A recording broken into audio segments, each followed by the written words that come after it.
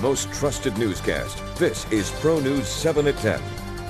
Right now, another family has come forward with allegations of abuse against Arden Road Elementary. Speaking exclusively with our investigative reporter, Selena Lewis, and she joins us now. Good evening, Selena. Thanks, guys. Well, that's right. This second family also had a daughter, a 7-year-old daughter with Down syndrome who went to Arden Road Elementary School. And they say that on multiple occasions she came home with bruises all over her, pointing out that this was after the teachers they had mentioned in last night's story had already left the school.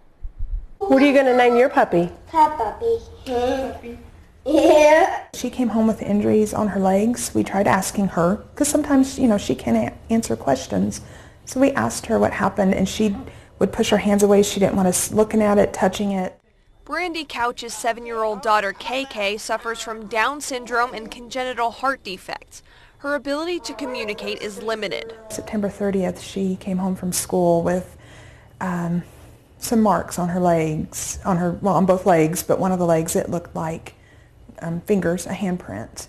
Brandy says she kept her daughter enrolled at Arden Road Elementary School, despite knowing that her friends, the Wades, were currently involved in a lawsuit against the school district. The Wades claim a teacher's aide dragged their disabled son, Dylan, into a janitor's closet. We were aware of what had happened there. That aide had been let go prior to this incident happening, so it made us realize that there's a systemic issue there, that it's not just with the one aide. Brandy said the school told her that her daughter had most likely sustained the injuries during recess. They thought maybe that it happened on the monkey bars on the playground, which my daughter is not capable of climbing the monkey bars on the playground. So I knew that could not be the case. Brandy said she filed a report with Child Protective Services and they were unable to determine a cause for her daughter's injuries. The school district got back to us late this afternoon and would not comment on camera but did release this statement. Canyon ISD is currently involved in a special education due process proceeding concerning the allegations. Canyon ISD supports the findings of the CPS investigation and refers any further questions about the investigation to CPS. Due to confidentiality restrictions, Canyon ISD can provide no further comment. KK is no longer at Arden Road Elementary, but her mother says the effects of what allegedly happened to her daughter have been lasting. She is deathly afraid of the dark now, and that started probably last spring. We'll just scream. We can't drive at night without the dome light on. And she spent a lot of time last year. She would come home, and if she got frustrated, especially over toileting issues, she would hit her own hands. She would just slap her own hands.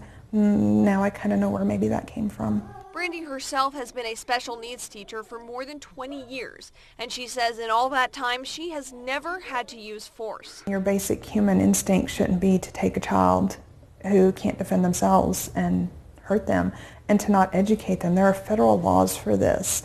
There are parents who have fought for this before us, and that's why I feel like we need to continue fighting. We owe it to the parents before us. We owe it to our kids.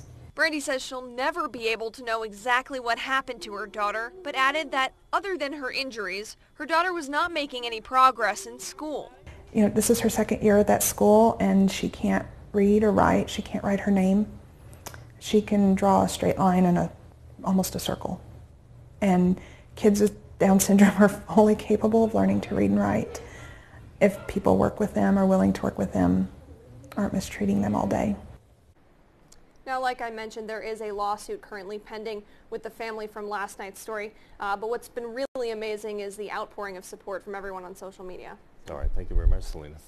Next, an update tonight on a shooting that happened over the weekend in Pampa. Pampa police say they have arrested 25-year-old Shauna Lynn Gray for the shooting that happened December 6th. Police were called out to the 1100 block of South Christie over the weekend on reports of a shooting. Police say the victim in the shooting was dating Gray. Right now, the victim remains in the hospital in critical condition.